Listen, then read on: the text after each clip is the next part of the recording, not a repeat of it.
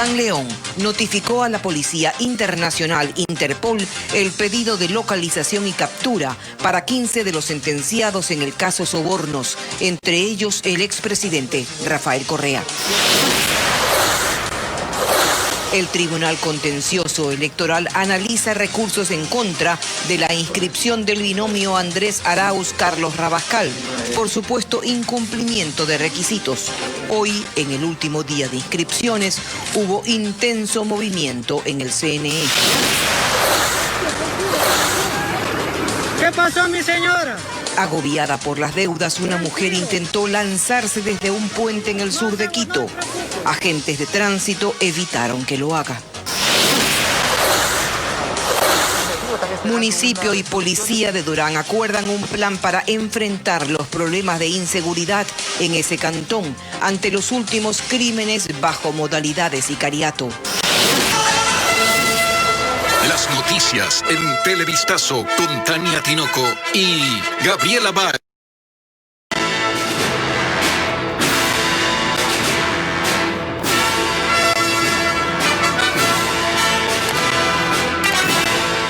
Televidentes, amigos, buenas tardes, bienvenidos. Iniciamos las noticias aquí en Televistazo. El juez Iván León, encargado de la ejecución de la sentencia del caso Sobornos, dispuso el pedido de notificación roja a la Interpol para que 15 de los 20 sentenciados, entre ellos el expresidente Rafael Correa. Gaby. Hola Tania, amigos, buenas tardes. En ocasiones anteriores, la organización internacional ha negado incluir al exmandatario en sus alertas. Ahora se trata de una sentencia ejecutoriada. Nos informa Jacqueline Rojas.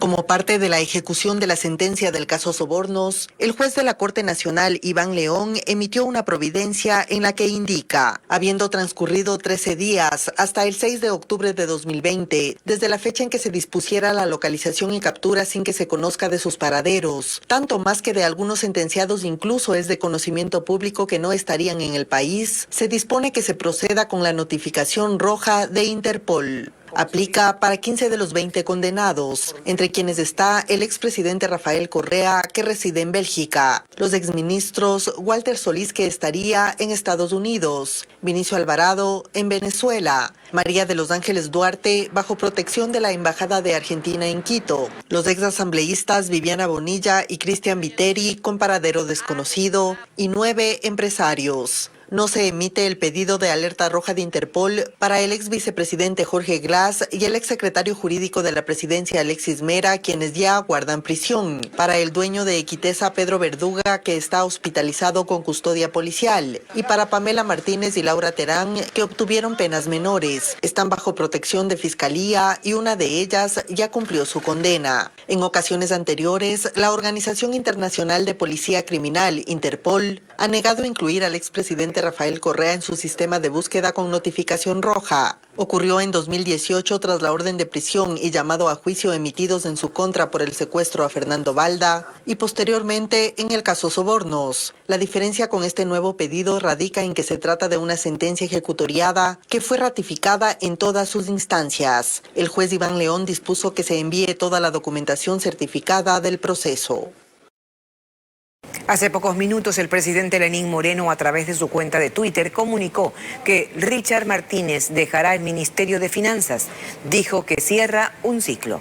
El mandatario agregó que agradecía a Martínez por su labor e informó que el nuevo ministro será el economista Mauricio Pozo, quien ya ocupó este cargo durante el gobierno de Lucio Gutiérrez. Vamos ahora con temas electorales. Son 4 los binomios confirmados por el Consejo Electoral para las elecciones de 2021. Hay uno eliminado y otros 11 esperan la decisión del organismo del sufragio. Patricio Díaz nos cuenta cómo se ve hasta ahora la papeleta electoral. El Pleno del Consejo Nacional Electoral revisó requisitos y documentos y al no tener objeciones confirmó la inscripción del binomio del Movimiento Ecuatoriano Unido, conformado por Cherson Almeida y Marta Villafuerte. Determinando que los candidatos del Movimiento Ecuatoriano Unido cumplen con los requisitos legales y no se encuentran incursos en las inhabilidades. La inscripción de los candidatos solo se confirma cuando el Consejo Electoral certifica que se cumplieron todos los requisitos y no hubo impugnaciones de candidaturas. Así, todos los postulantes a la presidencia previstos han cumplido con su registro y entrega de documentos. Sin embargo, están ya en la lista electoral solo 4 hasta ahora: Ecuatoriano Unido, Izquierda Democrática, Democracia Sí y la Alianza Creo Partido Social Cristiano. Mientras tanto, otros 11 binomios esperan su confirmación. El de la alianza entre Centro Democrático y Fuerza Compromiso Social, los candidatos de Sociedad Patriótica, de Avanza, Libertades Pueblo, Amigo, de la Alianza Pachacuti Unidad Popular, de Unión Ecuatoriana, Suma, Construye, Alianza País y el acuerdo entre Concertación y el Partido Socialista. A algunos se les solicitó completar documentos y subsanar requisitos. Mientras tanto, hay solo un candidato rechazado, Paul Carrasco de Juntos Podemos. Esto por la decisión del CNE de eliminar su organización política debido a un informe de Contraloría. El Consejo Electoral espera tener confirmadas todas las inscripciones hasta mediados de octubre, aunque de ser el caso, quienes no fuesen aprobados tienen la posibilidad de acudir al Tribunal Contencioso Electoral, lo que ampliaría más la definición de quienes sí estarán en la papeleta de febrero de 2021. El futuro del binomio presidencial de la Alianza UNES está en manos del Tribunal Contencioso Electoral, que tramita un recurso en contra de la candidatura de Carlos Rabascal. Otro recurso, en cambio, permitirá la participación del movimiento Justicia Social. Francisco Garcés nos cuenta estos casos. Desde hoy corren los 15 días en los que el Tribunal Contencioso Electoral deberá pronunciarse sobre la participación del binomio de la Alianza UNES, integrado por Andrés Arauz y Carlos Rabascal. Es que inició el trámite del recurso que presentó Michael Aulestia en representación del Movimiento Ahora, quien cree que Rabascal no puede participar en los comicios porque no cumplió con el trámite de aceptación de su candidatura, pero pese a ello el CNE le permitió su inscripción. Le estamos solicitando al Tribunal Contencioso Electoral que deje sin efecto esta resolución y consecuentemente que descalifique el binomio presidencial por la Alianza UNES. Y mientras se resuelve el caso, la participación del binomio de UNES sigue en entredicho. Esto tiene efecto suspensivo y el Consejo Nacional Electoral no podría calificar el binomio hasta que no tengamos una resolución en firme del Tribunal Contencioso Electoral. Otra de las decisiones pendientes en el contencioso electoral tiene que ver con la participación del movimiento Justicia Social. Esta organización inicialmente había sido eliminada del registro electoral, pero a través de una apelación consiguió que el tribunal lo mantenga en vigencia. Incluso varias candidaturas provinciales ya se han inscrito por esa organización. Las organizaciones políticas van a participar. Si han sido calificadas, como han sido calificadas varias, tendrán que participar y tendrán que estar en la papeleta. Las decisiones que tome arbitrariamente y poniendo en riesgo los derechos políticos de varios integrantes de esas listas tendrán que subsanarse posteriormente y nos reservaremos todas las acciones. En los próximos 15 días, el Tribunal Contencioso Electoral deberá resolver los recursos pendientes y para ello esperará las respuestas del CNE en ambos casos. Esta mañana hubo intensa actividad en la Delegación Provincial Electoral del Guayas por ser el último día de inscripción de candidatos. Aspirantes a la Asamblea Nacional de 2 organizaciones políticas acudieron para oficializar sus candidaturas. César Velastegui nos informa. Este miércoles el partido Avanza inscribió a sus postulantes para la Asamblea Nacional. Simpatizantes acudieron con banderas hasta las instalaciones del CNE Guayas para apoyar a cada uno de los entre titulares y suplentes. Tras cumplir los protocolos de bioseguridad y el número de aforo permitido, los representantes legales entregaron la documentación a la Junta Electoral. Aquellas organizaciones políticas que siempre cumplen con fervor, con ideas, con propuestas y dentro del marco de la ley, con una campaña justa y con una campaña dirigida a construir. Algunos aprovecharon para exponer sus planes de trabajo. Porque vamos a la Asamblea a fiscalizar. El 98% del pueblo ecuatoriano rechaza a los actuales asambleístas. Cerca del mediodía, Unión Ecuatoriana también cumplió con este requisito, que aunque fue realizado electrónicamente, se oficializó con la documentación física de los candidatos. Lo mejor que puede hacer el pueblo ecuatoriano para sanear la corrupción existente en la Asamblea es no votar por los mismos. Para esta tarde se espera que las organizaciones políticas Libertad es Pueblo y Partido Socialista Concertación oficialicen a sus representantes. Deberán hacer hacerlo antes de las 18 horas, cuando culmina el plazo para las inscripciones de candidatos.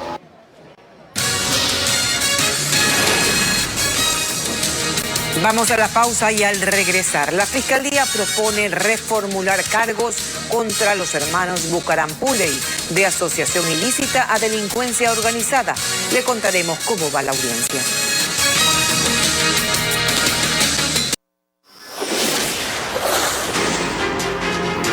Este obelisco en la plaza cívica del Malecón Simón Bolívar testimonia a los hombres y mujeres de Guayaquil que iluminaron el horizonte patrio para poner fin al coloniaje español y abrir el camino de la libertad. Aquí se recuerda que a las 5 de la madrugada del 9 de octubre de 1820, los próceres contemplaron emocionados junto al pueblo de Guayaquil el brillo de un nuevo sol.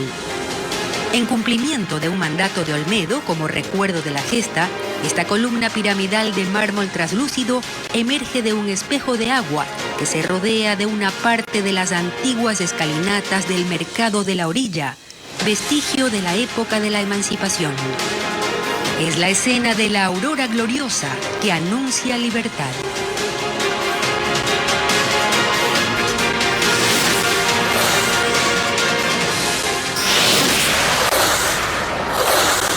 A esta hora en Guayaquil se realiza una audiencia de reformulación de cargos contra 15 personas relacionadas con la supuesta venta irregular de insumos médicos a hospitales públicos, entre ellas los hermanos Salcedo y los Bucaram-Puley. En el siguiente informe, José Carlos Alvarado nos cuenta más. Así es, compañeros, de asociación ilícita a delincuencia organizada. Ese es el pedido de la fiscal Claudia Romero contra las 15 personas involucradas en una supuesta trama de corrupción en la compra y venta de insumos médicos en hospitales públicos de la ciudad de Guayaquil. Recordemos que esta audiencia se había suspendido el día de ayer.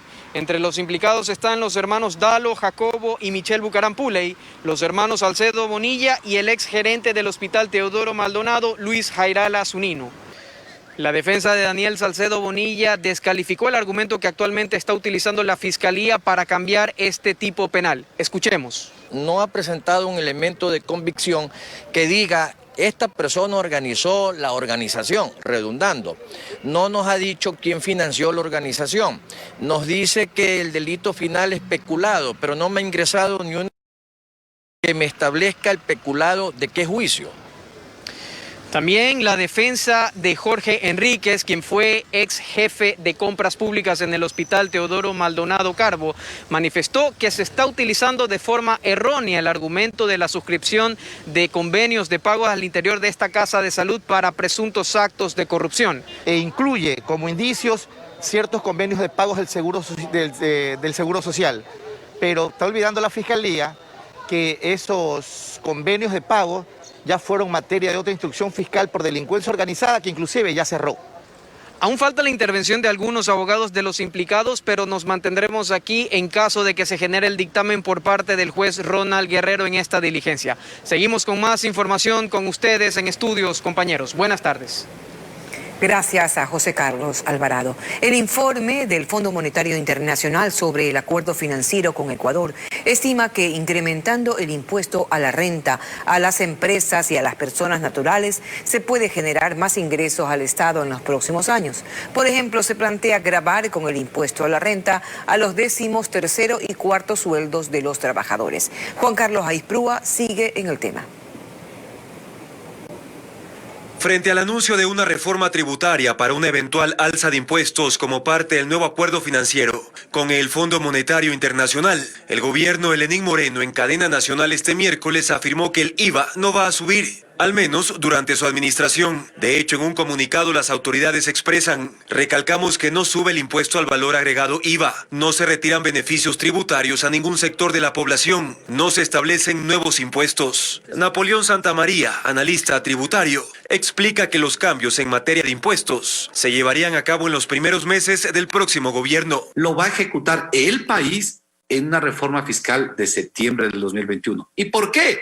Porque el presidente Moreno no tiene capital político. Y es que el tema de una reforma tributaria para el siguiente gobierno está en el debate público porque forma parte de las medidas entre Ecuador y el FMI para el desembolso de los 6.500 millones de dólares. El organismo multilateral propone, por ejemplo, aumentar el impuesto a la renta para sociedades. Con lo cual se quiere que para finales del 2022, una vez que hayamos cumplido los ejercicios del menor gasto en el 2021, tengamos al 2022 ya ese menor gasto en el aparato burocrático del Estado y mayores ingresos a través de la reforma fiscal.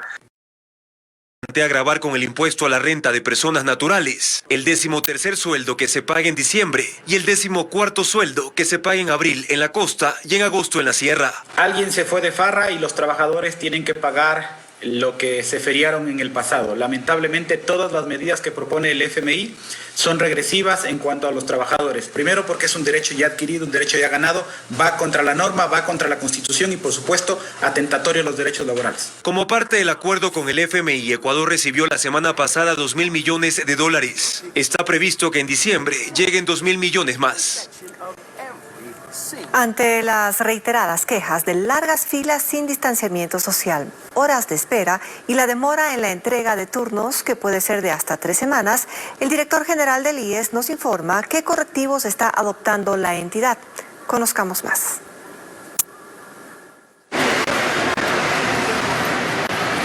En los exteriores de la matriz del IES, las filas continúan sin distanciamiento social. Afiliados y jubilados llegan en busca de atención tras obtener un turno que, según pudimos constatar, podría tomar hasta 3 semanas de espera. Esto pese a que la mayoría de trámites se los hace de forma virtual.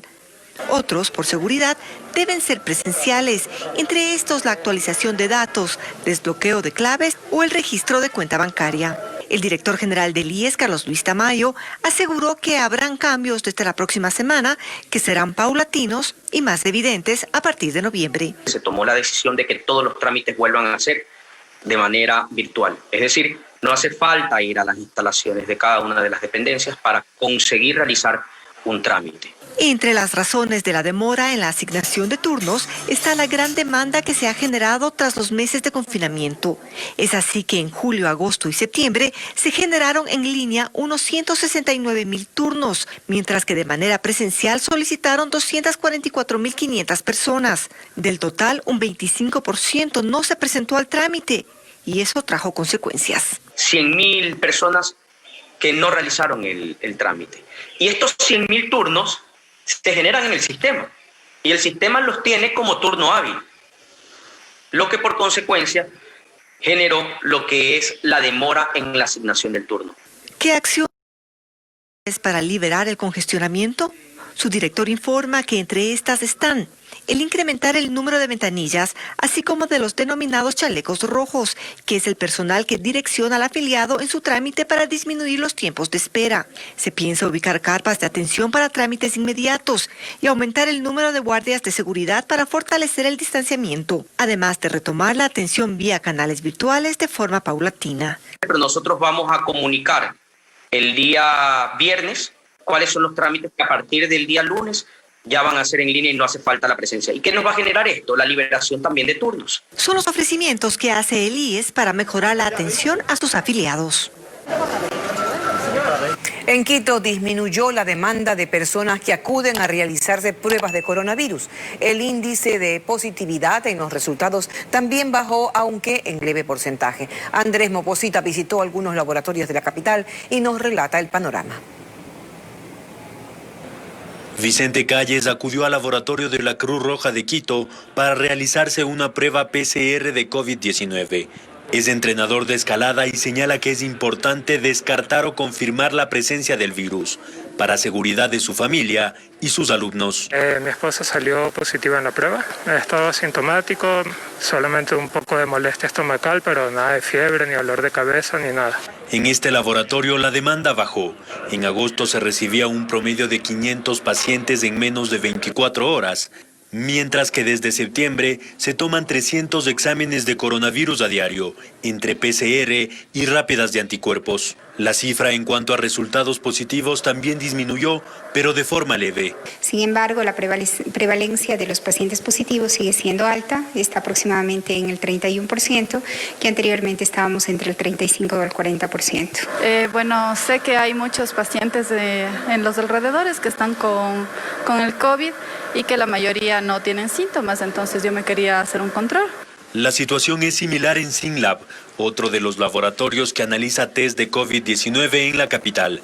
Santiago Aguirre, gerente de esta firma, explica cómo ha cambiado el flujo de pruebas procesadas en estas últimas semanas. La demanda ha bajado aproximadamente entre un 40 y un 50% frente a lo que vivimos en el mes de agosto y julio, que fueron los 2 meses picos, donde llegamos a procesar aproximadamente 3 días. Los costos de pruebas para detectar COVID-19 en estos 2 laboratorios también tuvieron una baja, con el objetivo de que más ciudadanos puedan acceder al servicio, mientras que los exámenes regulares para otras patologías empiezan a normalizarse con la afluencia que se registraba antes de la pandemia.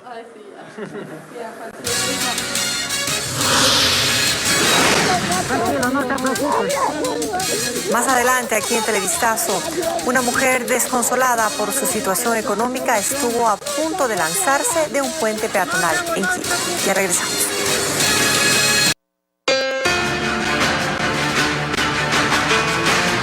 Desde Brasil, desde Grupo Bandeirantes. Desde la Ciudad de México, Azteca Noticias. Desde TVD Noticias en Panamá. Desde Latina en Perú, hacemos llegar nuestros mejores deseos para los habitantes de Guayaquil. Ciudad que hoy, hace 2 siglos, abrió caminos de libertad para nuestra América. Su espíritu luchador la sigue engrandeciendo y ello nos llena de admiración. Felicidades en su bicentenario de libertad.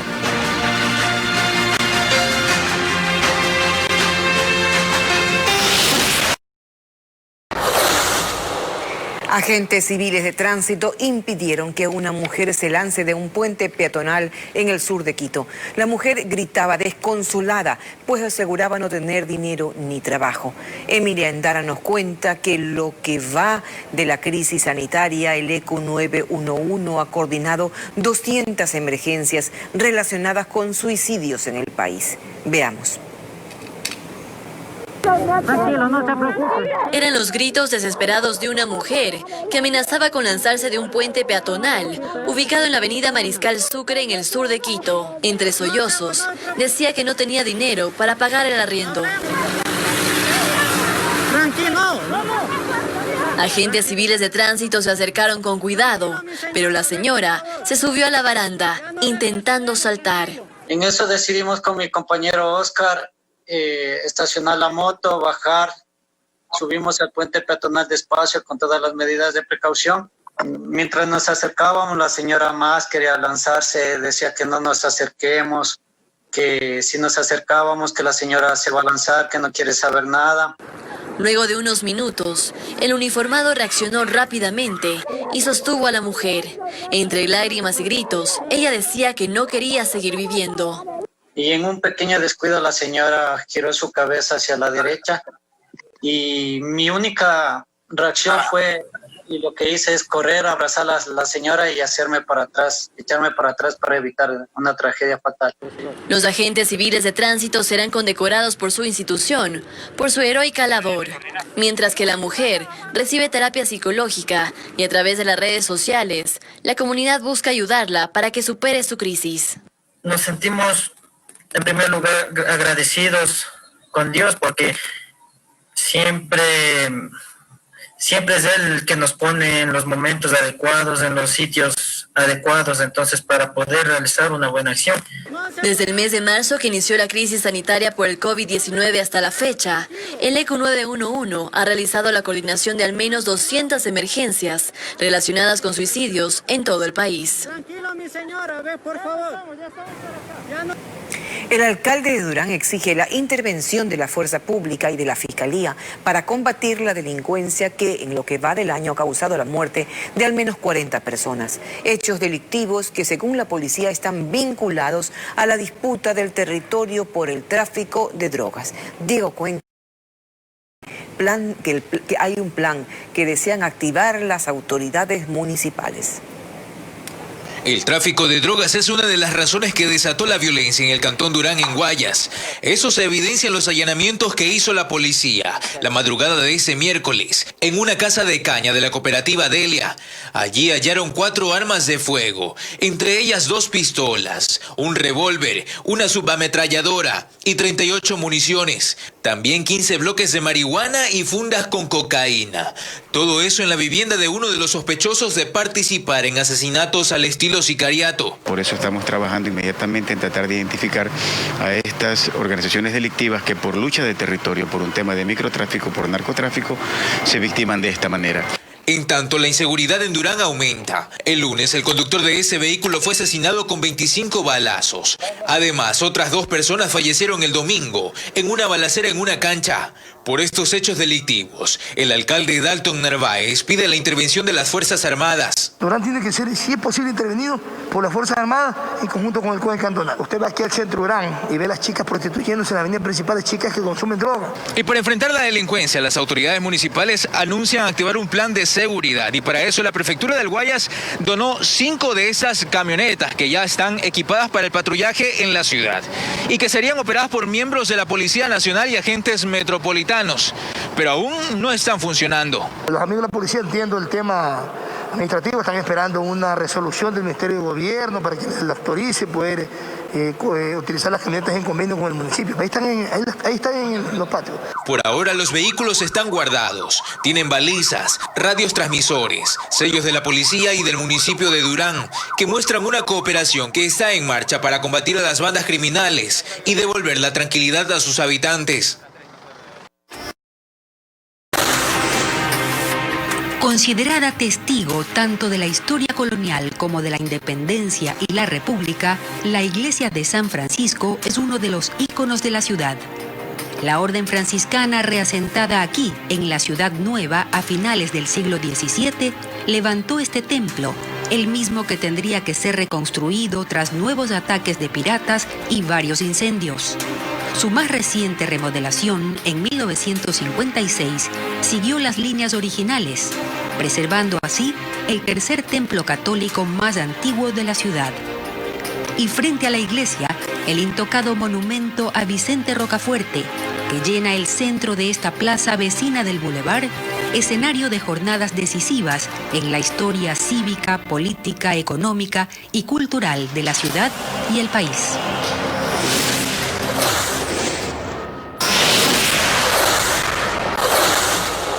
Petroecuador presentó una demanda millonaria contra la constructora brasileña Odebrecht por los daños y afectaciones en la construcción del poliducto Pascuales Cuenca. El monto por remediación que pide la estatal petrolera asciende a los $281 millones. William Young sigue este caso. A la Corte de Justicia del Guayas llegaron juntos el gerente de Petroecuador, Ricardo Merino, y el Procurador General del Estado, Íñigo Salvador. Allí entregaron la demanda contra la empresa brasileña Odebrecht. Este nuevo polémica obra, el poliducto Pascuales Cuenca, cuestionado por los graves daños registrados en la construcción de su terminal principal en la provincia de Azuay. Una edificación que se hunde, pues de acuerdo a informes técnicos, fue levantada en una quebrada sobre terreno inestable.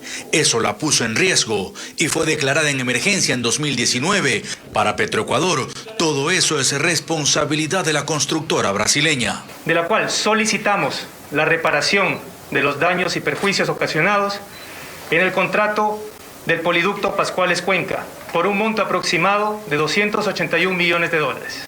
El procurador Íñigo Salvador explicó que si bien no se trata de una contrademanda, sí es una respuesta jurídica a la demanda millonaria planteada por Odebrecht contra el Estado ecuatoriano en enero pasado por esta misma obra. Y eso fue el detonante para terminar los diálogos con la constructora. Por motivos que tenían que ver con una actitud prepotente y hasta cierto punto extorsiva de la compañía Odebrecht.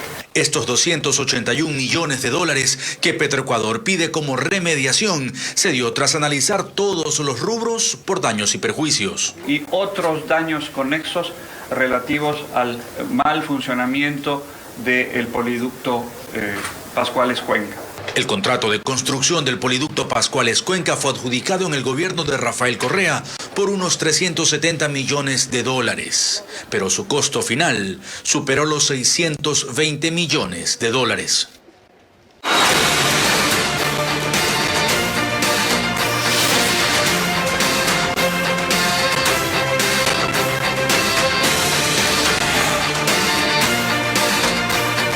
Guayaquil, Bicentenario de Libertad.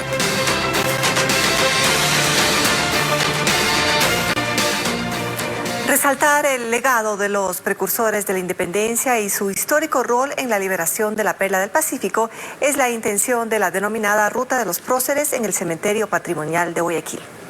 En el siguiente reportaje, William Young nos muestra detalles de este trayecto turístico que rinde homenaje al bicentenario de la independencia.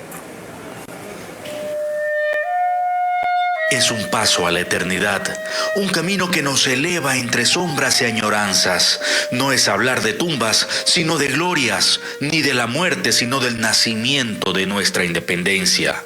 Al ver al celeste cielo nos recibe José Joaquín de Olmedo, prócer, líder, guayaquileño desde la cuna. En una urna de mármol se guardan sus cenizas, allí la inscripción: fue el padre de la patria, el ídolo del pueblo. Poseyó todos los talentos, practicó todas las virtudes. Roberto Wong es el administrador del Cementerio General de Guayaquil. Con él recorrimos la denominada Ruta de los iniciativa turística que desde hace 5 años ha recibido a miles de personas en su anhelo por conocer más de la historia de la Perla del Pacífico y donde descansan los restos de sus gestores. Nosotros tratamos de rescatar en nuestro Campo Santo la idea de hacer una ruta patriótica de la independencia para rendirle un justo homenaje a todos estos próceres de la independencia y la belleza también de la naturaleza humana y de las personas y de todo lo que era nuestra ciudad. Entonces es un buen lugar para empezar nuestro recorrido. Exactamente. Junto a Olmedo, Rafael de la Cruz Jimena integró el primer triunvirato de la provincia libre de Guayaquil. Al pie de su tumba el jarrón que representa la copa del alma que se llena con los pensamientos diarios. Es un paseo que involucra nostalgia. Roberto lo recorre a diario y nos enseña que es algo más que una visita cotidiana. Que nos permite recuperar el patriotismo. Precisamente la ruta fue creada para inspirar a todos los ciudadanos, a todos los guayaquileños, que les nazca y les renazca el patriotismo, el amor por nuestra ciudad, el amor por nuestra patria. Un túmulo de piedras cubre la sepultura de Francisco Roca y Rodríguez, prócer de la independencia. Fundó el periódico El Patriota de Guayaquil y trajo a esta ciudad la primera imprenta, alistándose para esas historias que después el camino a la libertad las iba a contar. Vamos a tomar la frase de recordar es volver a vivir, porque para este caso es muy apropiado. Esta es la ruta de los próceres en el Cementerio General de Guayaquil. En el trayecto podemos recordar a 8 de aquellos patriotas que participaron en la fragua de Vulcano, como Diego Noboa. Él fue uno de los que firmó el Acta de Independencia del 9 de octubre de 1820. Juan Illingworth, José de Villamil, Luis Vivero y Francisco de Marcos completan la ruta de los próceres, un atractivo más en este camino de reflexión dentro del cementerio patrimonial, el lugar de descanso de miles de aquellos que plantaron raíces para edificar la histórica y libre Guayaquil. Al pasar, saludamos el imponente mausoleo de Vicente Rocafuerte. Más que una ruta, un homenaje a quienes encabezaron la independencia, ilustres e inolvidables en su bicentenario. Y con este reportaje, amigos, estamos despidiendo esta. Así es, Guayaquil, ciudad de octubre, cuna de libertad. Nos volvemos a ver con más noticias a las 19 horas en Televistazo Estelar.